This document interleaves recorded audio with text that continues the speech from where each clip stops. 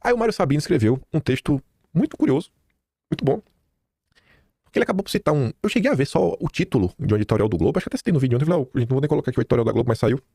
Eu não tinha parado pra ler, e eu fiquei até surpreso com o editorial da Globo, que além de expor o Lula mais uma vez, ainda criticou o incriticável, o imperador, o número 1 do Brasil, o dono do Brasil, Alexandre de Moraes. Falei, nossa, o que tá acontecendo com a Globo? Tá com medo de ser associado ao que tá acontecendo? Porque o povo não dissocia, né? Lula e a Globo é uma coisa só. Não adianta tentar tirar do colo que todo mundo sabe de onde vem o problema. O Mário Sabino escreve, né? Mega operação no Rio. Lula é o mais perdido em meio ao tiroteio. Enfim, Lula tá perdido. Não sabe como se posicionar em relação à mega operação. As cenas ontem variam do simplesmente patético ao esta noite se improvisa. Vamos primeiro pro patético. Ao lado do Lewandowski, o nosso amado André Rodrigues, né, diretor-geral da PF do Lula, disse em entrevista coletiva que foi informado com antecedência sobre a mega operação a ser conduzida e que não quis que a Polícia Federal participasse dela. Como Lewandowski já havia dito que o governo federal não sabia de nada, André foi interrompido pelo ministro, que tentou emendar mal e porcamente o soneto diante das câmeras. Foi péssimo. Ele falou, peraí. Parabéns, André, por expor o governo Lula. Lula despachou então o ministro e séquito para uma reunião com o governador Cláudio Castro no Rio. Depois da conversa, decidiu-se que seria criado um escritório emergencial com o objetivo de integrar as esferas estadual e federal para combater o crime organizado no estado. Tenta-se assim neutralizar as acusações feitas ao Palácio do Planalto de ausência em relação ao crônico problema de segurança no Rio. Esta noite se improvisa. Ou seja, não dei nada e não vai dar nada nesse escritório. Ato contínuo, Lula correu para sancionar a lei que endurece o combate às facções, aprovada havia quase um mês. Era só sancionar, podia ter sancionado antes, né? Devia inclusive ser criticado pela demora. De qualquer forma, era preciso que o governo federal mostrasse ser proativo, e restou a Lewandowski defender a aprovação da PEC, que visa dar um papel maior ao governo federal no combate à criminalidade, como se isso fosse panaceia.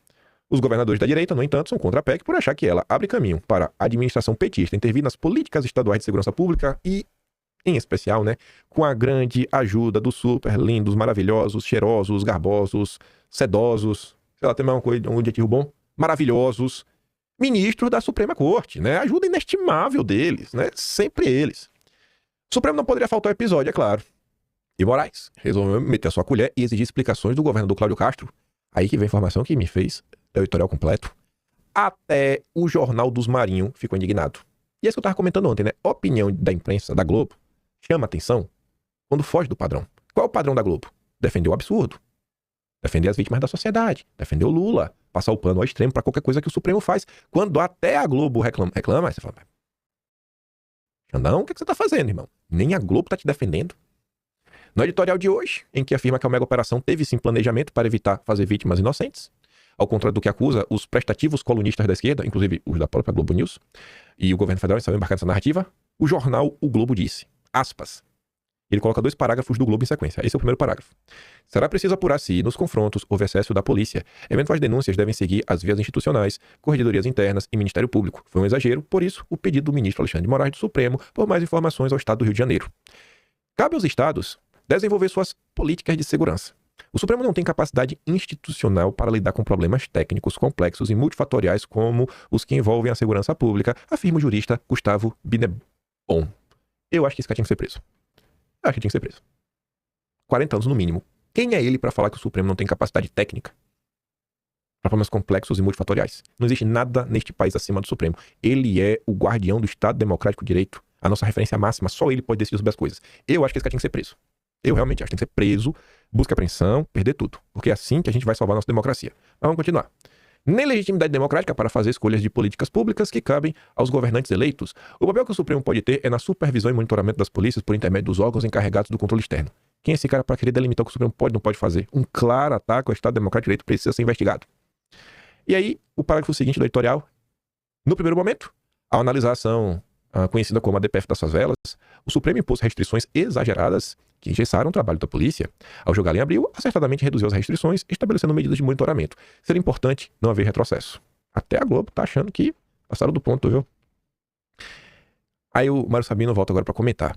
A esquerda anseia para que haja inocentes mortos vitimados pela polícia do bolsonarista Cláudio Castro. Mas fato é que, a despeito da letalidade, não há notícia, até o momento, de que a polícia tenha tirado a vida de civis na sua mega operação, ou provas contundentes de que tenha havido execuções na mata onde os bandidos do Comando Vermelho foram encurralados.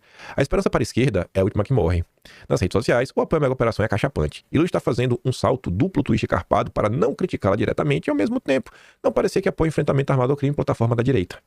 Ontem, ainda, a Secom lançou a toque de caixa um vídeo no YouTube intitulado explicando a operação policial no Rio com inteligência. No vídeo, a narradora diz que combate ao crime precisa de mais inteligência e menos sangue e faz a defesa da PEC de Lewandowski.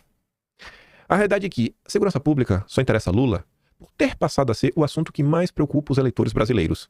A sua questão de fundo é ideológica. A esquerda vitimiza a bandidagem, até idealiza. E o presidente da República várias vezes deixou claro esse ponto de vista nos seus discursos.